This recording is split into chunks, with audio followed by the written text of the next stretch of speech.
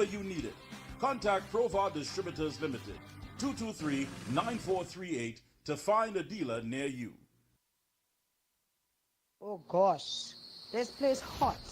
And the AC in this car not working. Check Ryan Air. Ryan Air is ranked among the best in TNT for auto air conditioning service. They specialize in repairing and servicing all makes and models of vehicles and heavy equipment.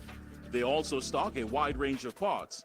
Give them a call at 640-5828 or visit them at number 41 Kane Farm Road, Tacarigua, or email ryanairac@gmail.com. For prompt and efficient service, look no further than Ryan Air. Limiting chronic inflammation is important for so many conditions that occur. I had a lot of pain 4 years ago. I used to have pain in my knees and my hip. Taking it for arthritis. Omega XL saved my life. Then I started to realize, well, hey, I could use my hands, I don't have any pain. All in all, I am pleased to say that the Omega XL has worked. For all top quality and affordable hardware supplies, no one beats Midland Hardware, located number 97 Eastern Main Road, Aruca. Midland stocks the #1 brands in hand tools, garden tools, water tanks, power washers, generators, water pumps, kitchen and bathroom faucets, along with face basins and toilet sets, blocks, lumber, steel, sand, gravel, and topsoil. Also check out Midland for steel windows and assorted designs of metal curtain rods. Everything for home and business projects. Payments via links, credit cards, online payments, or cash on delivery. WhatsApp 327-7761 or call 646-2144. Open every day from 8 a.m. From foundation to finish, it's all at Midland. Oh gosh, this place hot. And the AC in this car not working. Check Ryan Air. Ryan Air is ranked among the best in TNT for auto air conditioning service. They specialize in repairing and servicing all makes and models of vehicles and heavy equipment. They also stock a wide range of parts. Give them a call at 640-5828 or visit them at number 41 Kane Farm Road, Tacarigua, or email ryanairac@gmail.com. For prompt and efficient service, look no further than Ryan Air. When you say TNT's construction boss, then there's only one company, Lacroix Construction Services Limited, specializing in general construction, industrial maintenance, manpower resources, transportation and lifting, and equipment rental, excavators, bulldozers, dump trucks, lighting systems, and everything for your project. We have affordable prices. Call now 267-0000 or 431-0012. Lacroix Construction Services Limited, TNT's construction boss. And we're back. Thank you so much, Master Control. And joining us is a gentleman who is no stranger to the Observer. I always want to thank him for coming on and connecting the dots, especially when it deals with our economy, or should I say, a lack thereof of a strong economy, but he's always there to highlight. Let me say a pleasant good evening to Oropouche West MP and UNC Shadow Minister of Finance, Dave Tanku. Thank you very much, Mikey, and good night to your listening audience. Thank you so much. You know, Mr. Tanku, when we have these conversations here, I don't think that it gives you pleasure, as well as myself and many of our viewers, to hear what has happened in our country. I mean, we know for a fact, we live the reality, the middle class has been wiped out. It's all about being in survival mode and trying to keep your head above water with whatever little you have. But getting to the meat of it, the latest business survey published by Ernst & Young in collaboration with the American Chamber of Commerce. Now, compared to last year, 29% of the respondents, of course, last year there was about 24% said that they had no confidence in the economy. But now we're talking about close to 80%, a large percentage of the business community has no confidence in the local economic growth. I mean, and I ask you time and time again, what are we looking at? And you say, listen, it's not a bright picture. And you have an administration who simply, not just the fact that they don't care, but they simply don't even care to listen, to come up with an idea. Our entire economic plan was hitched to this dragon deal, and now you have a prime minister coming with crocodile tears to say, listen, this is not something that we should hope that fails, but my goodness, what else do we have? Go right ahead. All right, thank you very much. This latest report just confirms what I think we have known all along, and which I've said on your program before, that Trinidad and Tobago is not headed in the right direction as a country under the policies of Keith Christopher Rowley, Kwame Imbert, Stuart Young, and that entire bunch of the PNM cabinet. We are in the wrong direction. When you have a situation where we are dependent largely on the business community, two sectors, the business sector generally, that's the non-oil sector, so I'm just going to generalize them, the non-oil sector and the energy sector, the non-energy sector and the energy sector. The energy sector, the government has pinned all its hopes on one factor, the dragon gas deal, which is now up in the air. Nobody knows where that is going, and I want to treat the dragon gas separately later on. But it's up in the air. Nobody knows where it is going. We have no idea, and the signals that has been sent to us from the United States government is that there are some serious concerns and issues which will probably mean that the dragon gas deal is going to take a long while to come to effect, if at all it's going to take effect. So the government has pinned the economy's hope on the dragon gas. Dragon gas is all up in the air, and now the Prime Minister is telling us our goose cook if dragon gas does not happen. That tells us that the government over the last decade has wasted over $600 billion of our dollars by not transforming the economy, by not investing in new revenue-raising streams, the exact things that we as an opposition have been begging the government to do. So that's the energy sector.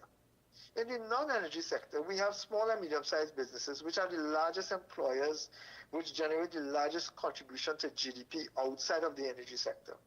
Those small and medium-sized businesses have been begging, pleading for access to foreign exchange, pleading for support to treat with the crime surge that has taken effect in this country, literally begging the government for support, and the government has done nothing about it. So we have that sector as well, which is in decline. So now when you have 4 out of every 5 respondents, that is 4 out of every 5 Trinidadians saying that they have no confidence in the state of the economy. What does that say for investment? What does that say for persons who are now interested in developing the country? When you have no confidence in the economy, that is a frightening situation. It means that you as a businessman or an aspiring entrepreneur are not going to be willing to put your money out in the hope that you will generate revenue. It means that will create a further downward spiral. And all of that is because of the policies of this government. I have raised these issues before, and in fact, for the last decade, we have been speaking as an opposition about the need to transform this economy. We have done manifestos before. We have provided our suggestions. Even up to last Monday, the leader of the opposition has been publicly presenting our options and our suggestions and recommendations to the government, and they have totally disregarded them. Trinidad and Tobago is in a crisis now because the government ignored everybody. Small, medium-sized businesses, large businesses, the energy sector, etc. They ignored everybody. They shut down Petrotrin. They have shut down the country of Trinidad and Tobago. They've shut down our economy. And we will start seeing that reflected in the IMF reports, in the multilateral lending agency reports, the Moody's and the Standard. We'll start seeing that in those credit rating agencies, which will start to look at Trinidad and Tobago even worse than they have already started looking. And you're correct. That foreign direct investment is going to shut down. Local domestic investment has already indicated a crisis. Trinidad and Tobago has only one way to go. Unless we change this government, because government policies over the last decade is what took us here. We have the same people in the same government going back in, asking for permission to do the same things they've done in the last 10 years. If, God forbid, citizens of this country put them back in, we can only predict that we will continue to collapse as an economy. Yeah, but when you look at it, Mr. Taku, I mean, the list itself, based on the report, is something, I mean, government has had so many cabinet meetings, and it really makes you wonder. Forex shortage, that's an issue that they have skirted with so many times, and talk about how best they're going to try to put that together. That has not come about. Increased prices. I mean, when you look at increased prices, you're talking about the fact that we as consumers have less purchasing power. They don't even factor in the inflation. Supply chain challenges, again, something that is expected. And then, of course, the crime situation. You know, you and I, we spoke about this time and time again. All of these things have a domino effect. How is it that the administration does not understand that the issue of crime will affect everything, especially the business community, the confidence of the business community, even consumer confidence? I mean, we have been in a situation here where looking on, one really makes you wonder then what were the plans of the administration to begin with? Well, I agree. Clearly, they had no ambition to diversify the economy. They had no ambition to transform the economy away from the total dependence that we have in oil and gas. As a matter of fact, what they did is move the country towards a greater dependence on gas production, but not on domestic production of energy supplies. That is why they shut down Petrotrain. When they shut down Petrotrain, that had a ripple effect on the energy sector, in terms of job creation, in terms of foreign exchange generation, etc. So now Trinidad and Tobago is importing fuels that we used to produce and export and generate foreign exchange and jobs and taxation money. We are now we are now importing it, and worse, we are importing fuels, oil-based fuels and supplies, oil-based supplies from a country that does not produce oil and gas.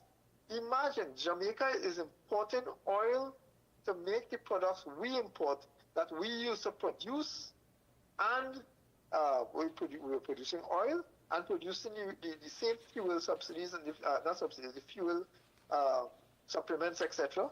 We used to produce that in Trinidad and Tobago. We are now importing it because we gave up the right to produce. This country has moved away from being a productive enterprise, which would generate more and more revenue and more jobs, to being import-driven. We are importing up to the gas that they are depending on, up to the fuel that they are depending on. And we are not generating the foreign exchange we need to do those imports. Yeah, and so when the Prime Minister tells you that we go cook, it's because they created the situation that we are in the crisis, so that we are in the crisis that we are in. Exactly. And I want to ask, Mikey, where's the priority? Where's the urgency? If all the time they depended on dragon gas, and now they know if miraculously they were not listening to the opposition and the rest of the country that was telling them that they had some concerns about dealing with dragon gas and dealing with a sanctioned government, etc. When the government found out several months ago that Donald Trump is now Prime Minister. President, sorry. He's now President. And he has already indicated a direction towards Venezuela.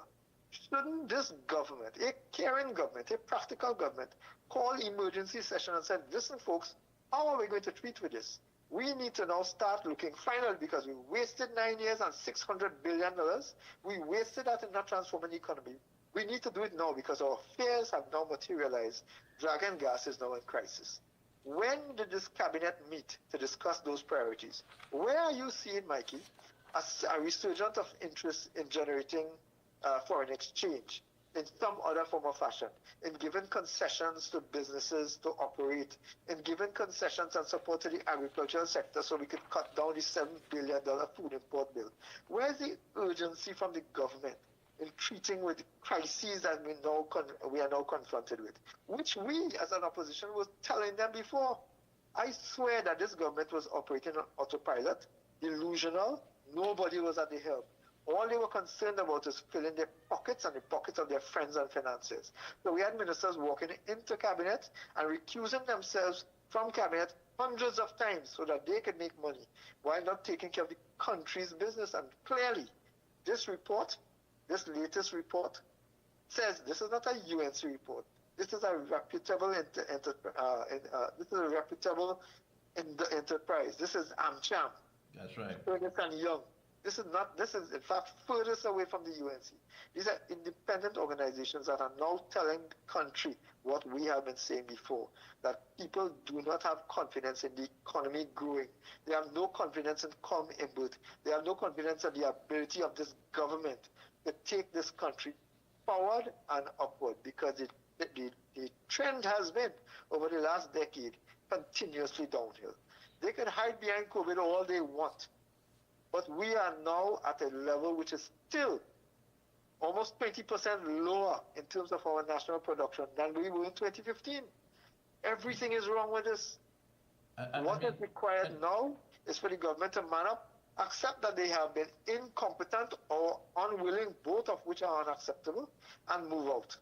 Well, what we're being told, and I mean, very strong language from you, is that you say that the finance minister is docking responsibility for the major role he has played in the attack on the Auditor General and the millions in taxpayers' dollars. You made it quite clear that a UNC-led government will launch several probes surrounding the country's accounts and balances, particularly current Finance Minister Kong Imbert and the Auditor General fiasco. I think a lot of people really and truly would like to know what is going to come out of that under a UNC government, because again, that belongs to us as the people. Let me say this. I'm an economist first by training and a lawyer second by training and qualification, right? We have a situation where the country's accounts have been held in abeyance because of the ego of Kong Imbert. You know what is required to solve this, Mikey? A Minister of Finance to call the central bank and the Auditor General together and say, folks, you need to give permission to this lady, this Auditor General, to examine, to audit the figures that you have. Can you all make that happen? That is all enough. That is all. If that were done, that is a 5-second comment. In the 5 seconds I just said it, that is all that is required. That's a 5-second meeting. Instead, what we had is Kong Imbert attacking the integrity, spending millions of dollars on lawyers, and when we ask the Attorney General to tell us who the lawyers are and how much they spend, he refuses, spending millions of dollars of taxpayers' money on lawyers to attack the integrity of the Auditor General because she did her job. You know what the end result of that is? He had to back down and back off. But the lawyers that he hired still made millions. That is unacceptable. What is worse is this has come across as a personal attack. And if it were not a personal attack, if he was acting on instructions and guidance of attorneys, he needs to tell the country who is the attorney, how much he paid, and since the advice was obviously bad because he had to drop his case, after he lost the case up to the Privy Council, he appealed up to the Privy Council and lost, he must now advise us who told him to proceed along those lines. If he proceeded along legal lines, he followed legal advice, or alternatively, if he did it himself because of his little ego, then he should be held accountable. Yeah, I agree. I mean, think about the millions being spent on public sector money, our taxpayers' money, to soothe him, to mamagai him, to fool him, and he is taking these actions. It's an abuse of office. Just like he did with Dwala Rambran, the governor of the central bank, just like he has done here, taxpayers will have to bear the brunt of Imbert's abuse of office. That is unacceptable. And I agree with Since you. he is unwilling to provide the information to the public, once we get into office, he will be held accountable for that wastage and that abuse of office. Now earlier this that kind year, of abuse is something that the Prime Minister, current Prime Minister, and the new Prime Minister likes. Those are the kinds of abuses that they encourage, which is why, although Imbert has breached every possible regulation he was in charge of, I could speak to many of them, including procurement regulation. Yeah. He has breached so many of them. He has been returned as a minister, as a member of parliament again.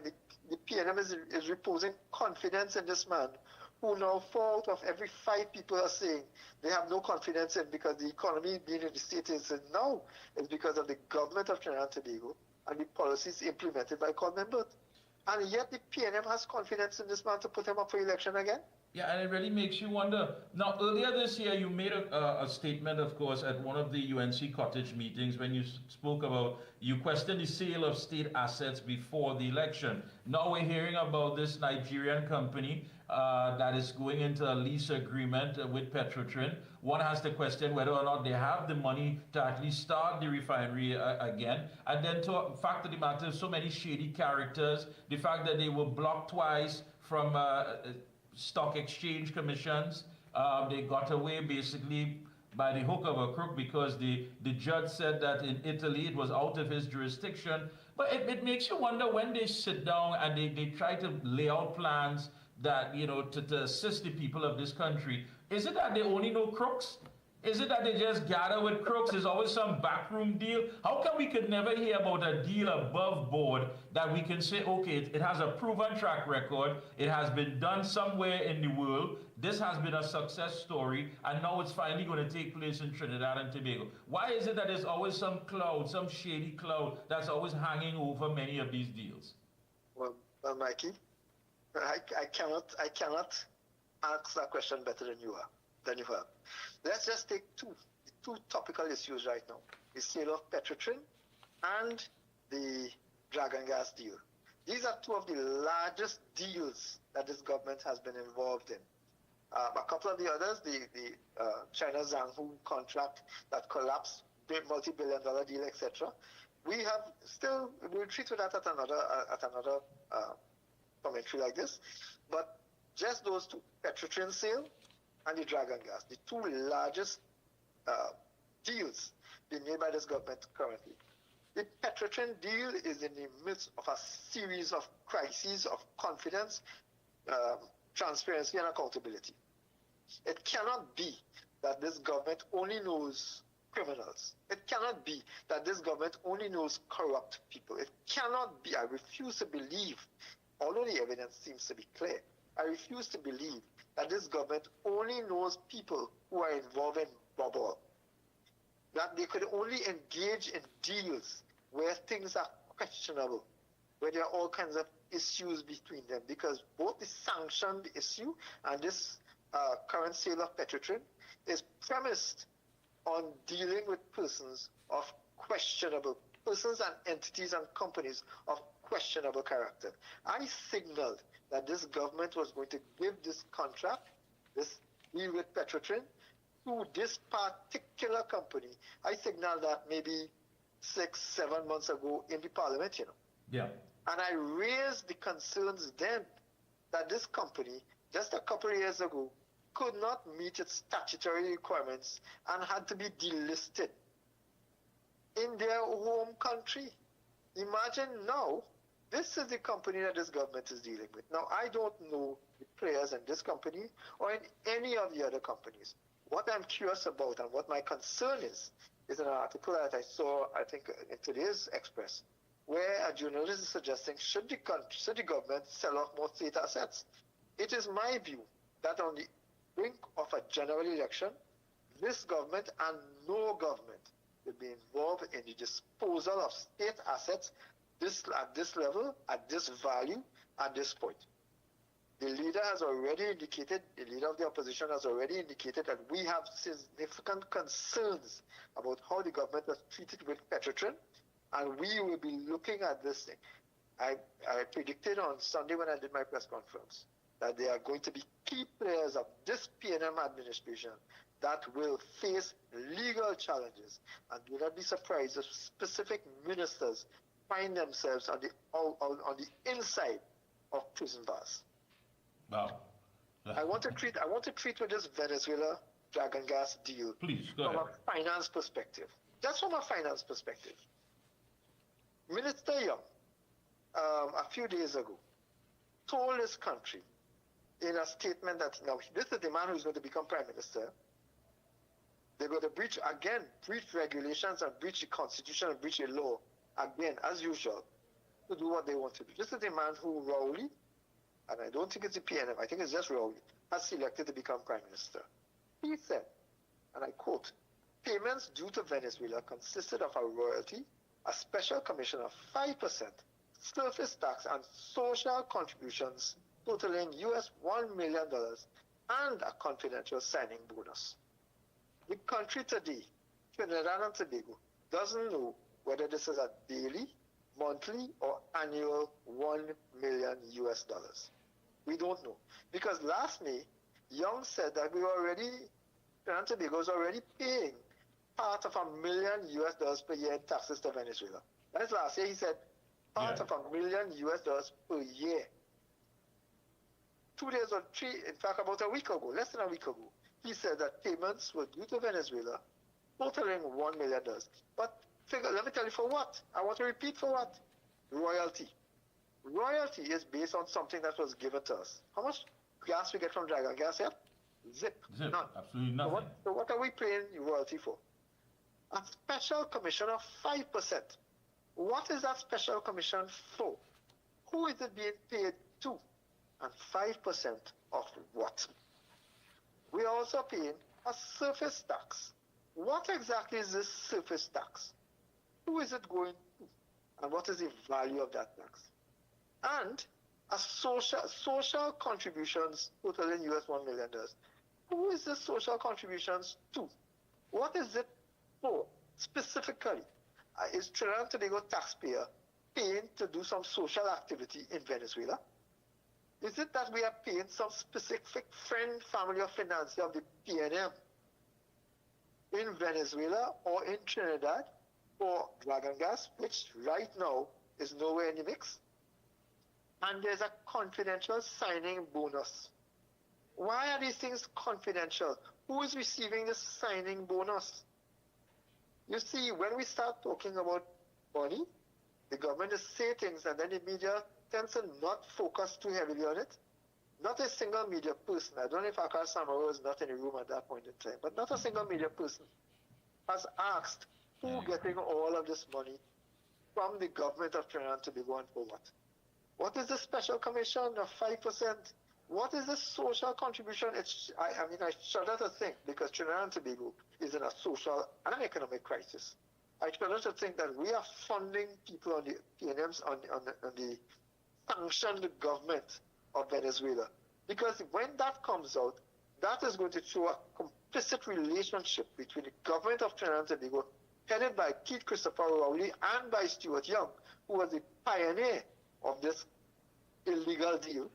Yeah, but you know, the thing about it, Mr. Tanko, it seems as though they really and truly don't care when this information comes out. I mean, it's a matter of just playing perhaps political musical chairs, having someone now selected who was not elected, always coming up with some distraction to deflect from the issue.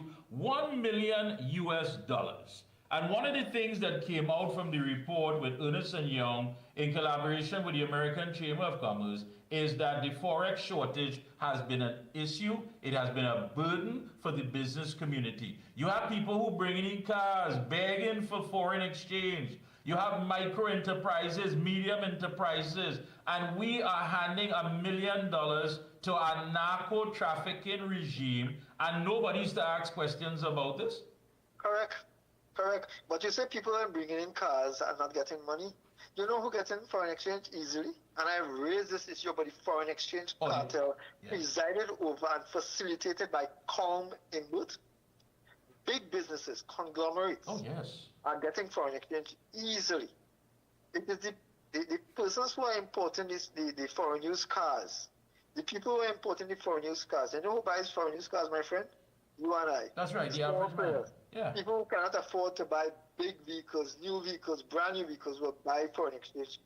Will buy foreign used cars. That foreign used market was opened up by a UNC government. And it seems that the PNM government has put every block in the way. You would remember that they tried to block foreign used cars coming down not so long ago.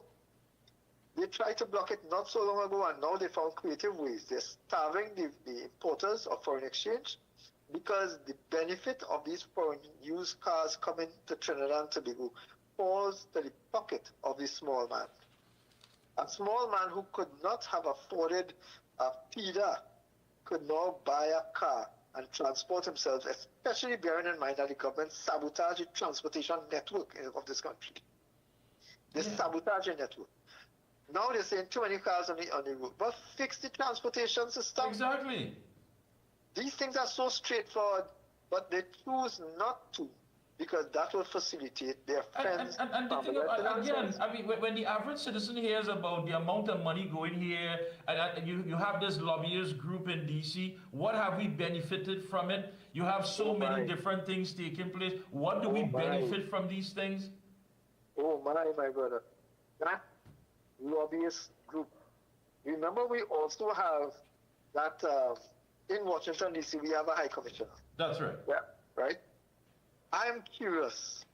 We have paid $12 million US. I don't have the figure in front of me now, but it's about 12 million.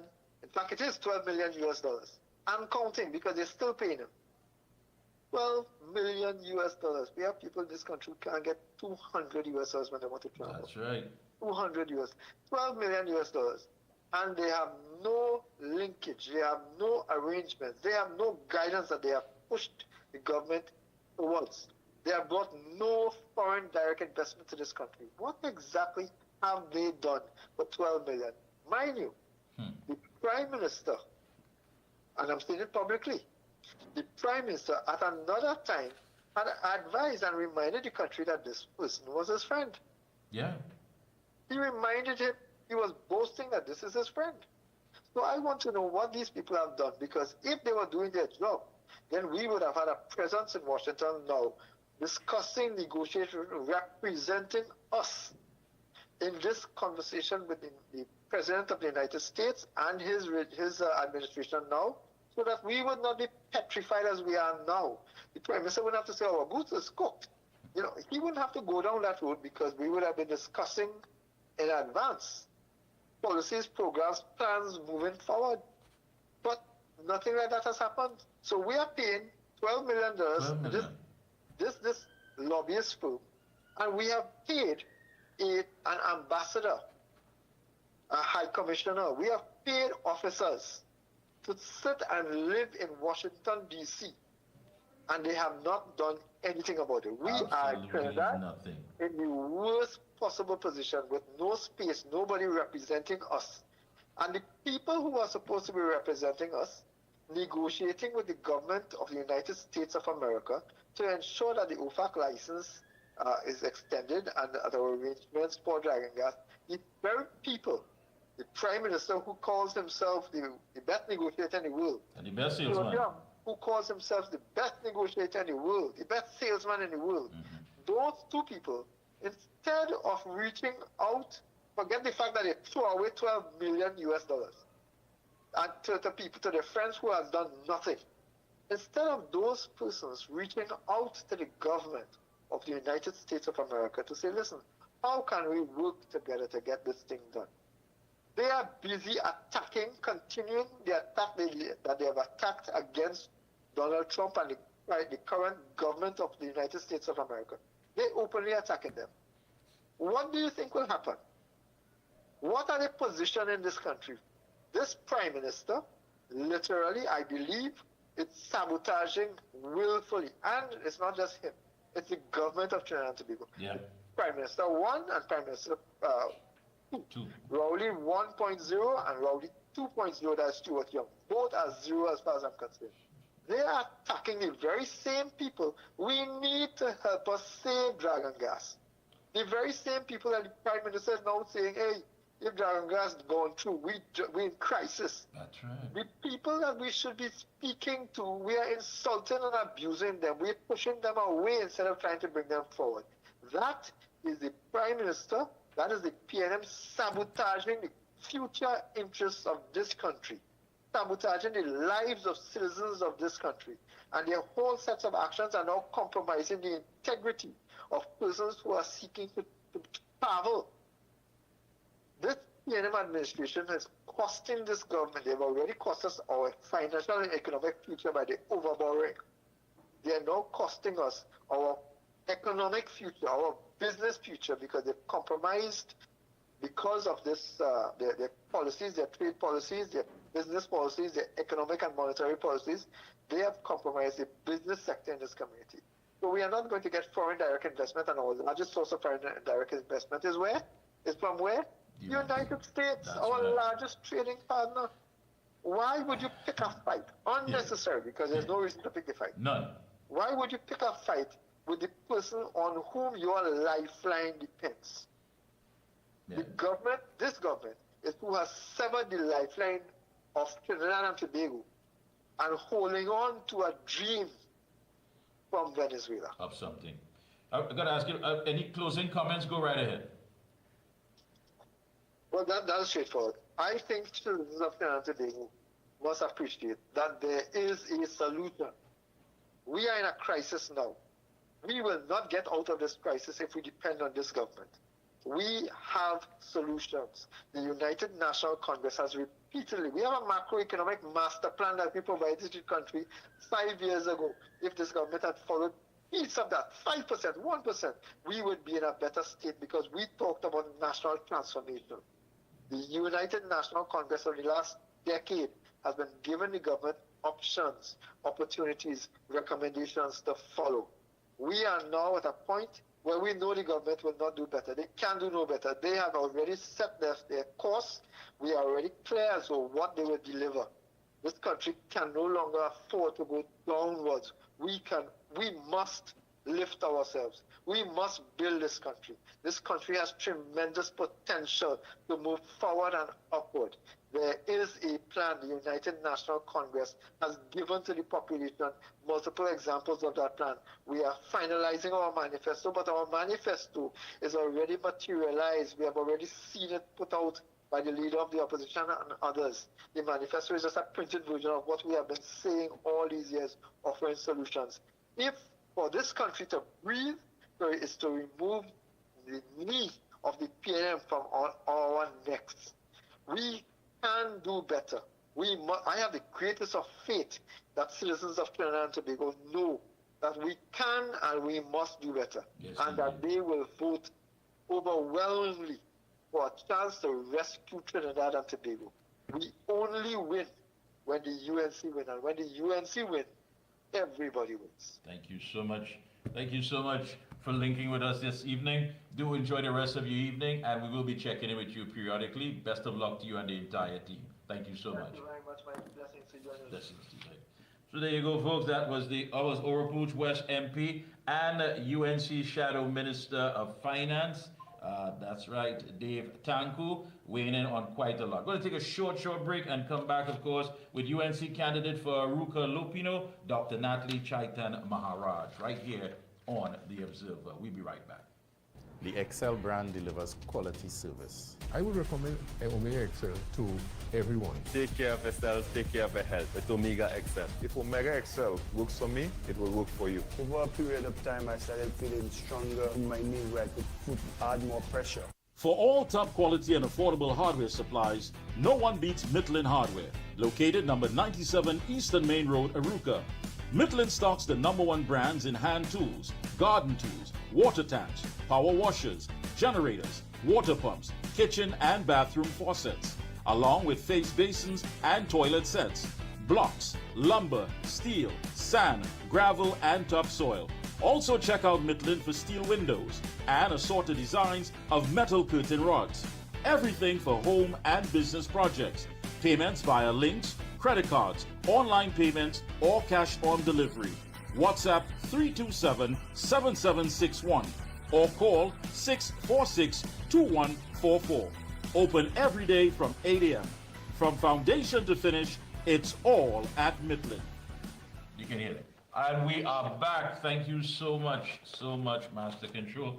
Joining us is a UNC candidate for the upcoming general election for the area of the constituency of Aruka Lupino, Dr. Natalie Chaitan Maharaj. I want to thank her so much for taking time out. She has been interacting with the constituents, going here everywhere. Also want to say a special good evening to her campaign manager, Leisha Dory, who has been with her step by step and doing an excellent work out there. That's what we're talking about. When you get that call, you need to answer. Let me say a special good evening and welcome to Dr. Natalie Chaitan Maharaj. Thank you for having me. Good evening. It's a pleasure. First of all, tell us your medical expertise, your field of medical expertise. I'm an obstetrician and gynecologist for the last 15 years. Wonderful.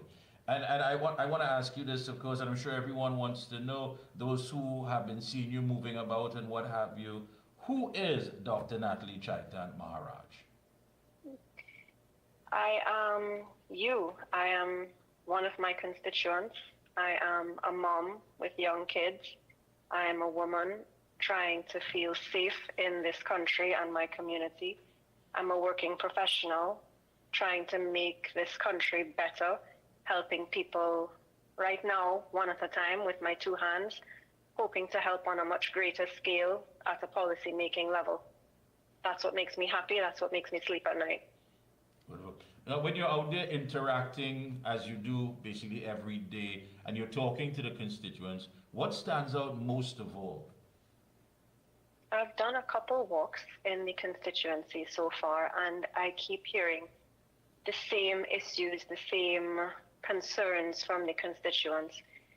That the youth are crying out in our constituency. They're crying out for employment. They're crying out for opportunities. They're crying out for representation that is present, that is seen, that hears them, that listens to their concerns and acts on their concerns. You know, one of the rare characteristic traits that you know, many people would have when they enter the political arena is that a lack of humility, that inability to connect with the average person on the ground. There are people, of course, who will look on and say, listen, this is a doctor. She can simply jump in her BMW or Mercedes-Benz. Why get involved? Why be a part of this? You know, what motivates you? I mean, when you hear all these stories of young people crying out for hope, for opportunity, what gives you that drive to continue when in fact that you could have stayed in your comfort zone? Two things, really. One is what got me into medicine in the first place. I remember at our first lecture, I was trained in Grenada. There was a very elderly lecturer from community, and she came into the lecture theatre and she said, if you are in this for the money, leave now. Yes, I'm a doctor. Yes, there is a salary that is associated with my job, but there are easier ways in life to make money than the 100-hour work weeks that I do. I do it because I need to help and heal people who are hurting, people who are in need. And in my soul, that is what makes me feel contented. That's what makes me feel accomplished, not the dollars in the bank or the car I drive. And I think the same translates into my foray into politics now. I am by no means a career politician. I'm a young mother, I'm a young doctor. I live in the constituency that I am looking to represent. Because this constituency needs representation, I need to see the constituency that I'm raising my children in be brought to a higher standard, to have better opportunities, even for my own children as they grow, so that they don't want to leave and migrate. If we don't make it better, then there is no other choice.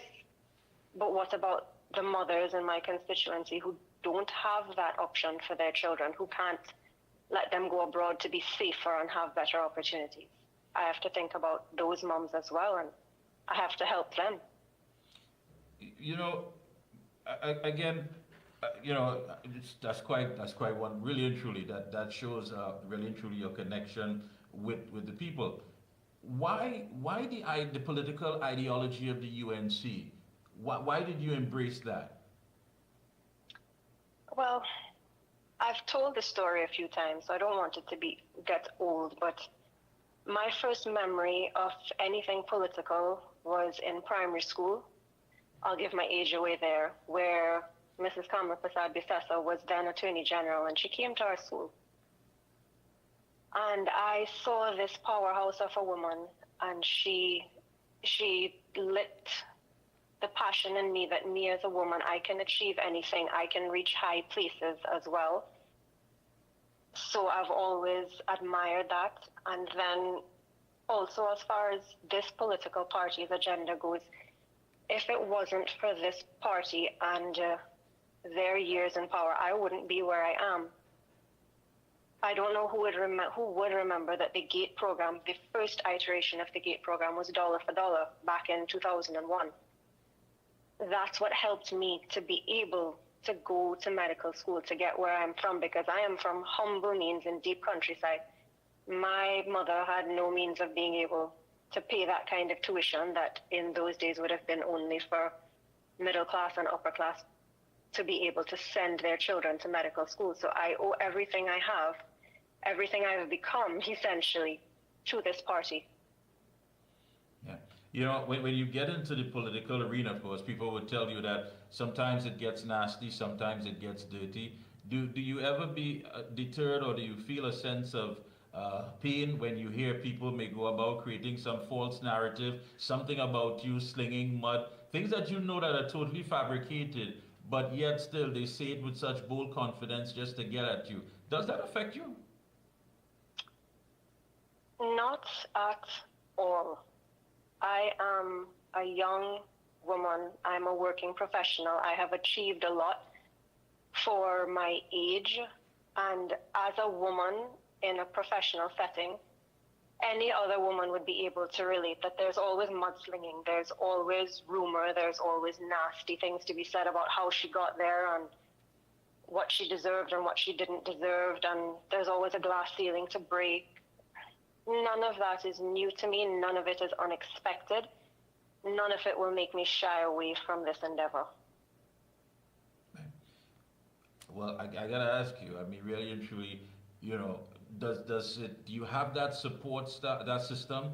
I mean, family, friends, community, that whenever you feel as though you're ready to say, what, listen, this isn't cut out for me, but yet still you're motivated by the people around you who said, listen, we believe in you, we believe what you can accomplish, and most importantly, we believe what you can do for the community and by extension, Trinidad and Tobago. Do you have that support system? I do. I am blessed to say that I do have that support system. I have family, I have my husband, I have the community of Five Rivers where I live in the constituency. And women must always support women. I not only have the support system, but I also gain strength from supporting other women who are coming up under me. My trainees, for example, in medical school, the people I mentor. Being strong for them gives me a level of support of my own. I believe in prayer. I believe my mother sends me prayers every morning. The support system is there, and the support system will carry me through this new venture, come what may. Right. At this point in time, please give out the number. I'm getting some messages here from people who are saying, yes, we know the candidate now. We've heard her. We believe in her. So please, I know you have your walkabouts, you have your schedule. Again, you have a great campaign manager. But for those who want to get involved and be a part of your campaign and bring victory, of course, home, please, any information that you can give, a number, perhaps a Facebook page, whatever, go right ahead. Sure. So we have all of our accounts to be found on Facebook, Instagram, and TikTok. Our campaign line for the moment is 383-7417. We've been giving it out to our constituents as we go around as well. Any concerns, any ideas, any interests, any issues needed to be dealt with, we are ready and waiting. Send us your messages. Thank you so much, Dr. Chaitan Maharaj. Please keep up the good work and continue to connect with the good people out there. We're hearing great things about you, and I'm certain that you will bring victory, and best of all, to serve and deliver to the people of Arouca Lupino. Thank you so much again for taking time out. Thank you so much for having me, and I look forward to bringing about the change they need. Thank you so much. Appreciate that. So there you go, folks. UNC candidate for the upcoming general election for the constituency of Arouca Lupino, Dr. Natalie Chaitan Maharaj. Before we open the lines, which I intend to, we did get some feedback from those folks. One of the individuals that has been seeking asylum in the UK, and to clear the air, because there's a story that came out that says that there are a lot of criminals and gangsters who are trying to get asylum in the UK and all of this. And of course, we know the geopolitical backlash that we have gotten for the fact that the crime situation has gotten totally out of control. Master Controller, we can run that, and then of course we're going to open up the lines. If you have to make a WhatsApp contribution, 494-0938, 494-0938. You can call direct 225-9790 and get on the inside right after this. Go ahead, Master Control.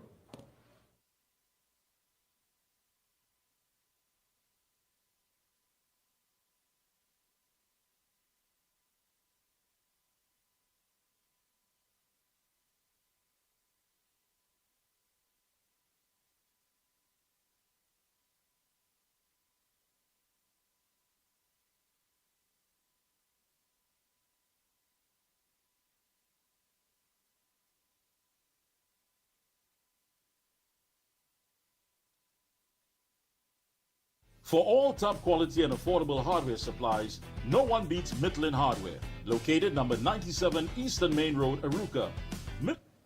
All right, go ahead. We'll be right back. Water tanks, power washers, generators, water pumps, kitchen and bathroom faucets, along with face basins and toilet sets, blocks, lumber, steel, sand, gravel, and topsoil. Also check out Midland for steel windows and assorted designs of metal curtain rods. Everything for home and business projects. Payments via links, credit cards, online payments, or cash on delivery. WhatsApp 327-7761 or call 646-2144. Open every day from 8 a.m. From foundation to finish, it's all at Midland. Yeah, we do apologize for that break in audio, but we will, of course, on Tuesday play that for you. And most likely we may even have an interview that we're going to link with this individual who's in the UK seeking asylum to clear the air on a lot of these issues that are being, these narratives that are being bandied about in the media. Go right ahead, caller. Good evening. Go ahead, Tunapuna. Yes, good night, Mikey, and to all listeners and the observer. Mikey, I want to ask, I beg to ask the question. We had a Minister of National Security, Dillon, who was placed the ambassador in Venezuela. We have not heard a word from him in any of the issues as it relates to the drug and gas or anything as where security is concerned, the borders and what have you and what have you. Is some of this money paid to Dillon? I mean, because as you say, there is no rationale for paying money to Venezuela, and who the money is going to. I wonder if Dillon is on the receiving end. But Mikey, what is very interesting, as Kid Rowley said that if the drug and gas this country has failed, has waned, our cuckoo will be cooked. Yeah. Now, I just want attention to something. In addition to that, Mikey, we have here on the Express, Wednesday, March 12th, plan set to close train 1. Just imagine that, eh? And then the other thing is Rowley, train 1 kept us as negotiating people. And it says that Atlantic LNG took effect and so. But the idea is train 1 is earmarked to be closed. So when Rowley could tell people that, that is what happens at the negotiating table, then we're really lying to the population. We are in serious crisis, Mikey, because that is one of the backbones that generates the revenue for this country. And it is being planned to be closed. And then you have another article where economists, because I tell you something, the hypocrisy with somebody's Chamber of Commerce and all them, who give consent and who bless Keith Rowley and praise him and whatnot. But here it is, economist Marlene Arthur saying, T&Tech stands at the crossroad. Huh? Could you imagine, Mikey, in other words, what we are seeing here is a crash of our economy. Of course. And I'll tell you why. I go further to say that. Remember when he was opening the hospital, but not the hospital, the Shell, for Spain. He said the two priorities that they have is one, with the health sector, Mikey, and secondly, with the education sector. But here it is, I have an article on the papers here in front of me, Wednesday, March 12th, page 64, it says here. And then what the article said, the University of the West Indies complains of financial challenges. The budget has been cut by as much as 50%. Could you imagine that if this is the institution that's supposed to educate our children and the budget is cut to 50%, what is going to happen, Mikey? The number of faculties might close down. You understand? So when they try to fool the population and tell them about they placing emphasis on health, as we saw there with that shell there they open, and then again on another article that I saw, they have a staff, the meeting with the staff, members of staff for that new hospital. If the building isn't complete and it has not been open, how the hell could you have a staff, Mikey? And it's non-functional. You see where they're fooling people. But as I say, the University of the West Indies they have a crucial role to play, just like the pilots in this country, just like the port workers are in this country, and everybody. And unless people come together collectively, and if we shut down the damn country, we go nowhere. And as somebody mentioned in the ground report this morning, that they presume that the election might be called on Sunday in Woodford Square. I heard Dr. Indira Rampasad making a pronouncement that she believes similar sentiment, that the elections will be called on Sunday. Because Rowley don't want to leave that in the hands of Stuart Young. Because what we've seen here now is a worse off man than Keith Rowley. Mikey, have a blessed night. Thank you so much, my friend. Appreciate that. Yes, indeed. Well, he's right about that. They're saying that the announcement could come this weekend. So we wait and see what happens this weekend. Hey, that brings us to the end of our program tonight, folks.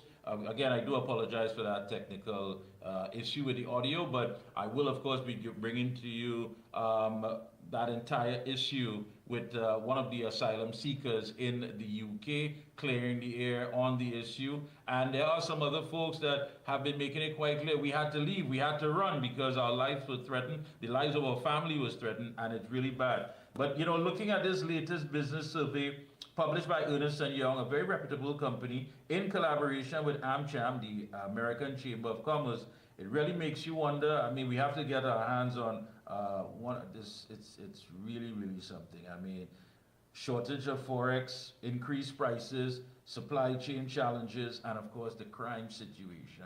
For the last 10 years, we've been speaking about these issues, highlighting these issues, and showing how it has affected the average man, the business community, and nobody listened. It was all about their friends, themselves, their friends, their family, and of course finances. Now we're paying a price. This is where we've reached, right here, right now. Folks, until we meet again on Tuesday, remember the action has started, so continue to lock on. Until then, stay safe. We're out of here.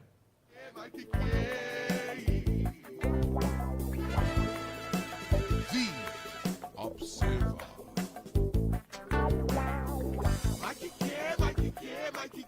Mickie.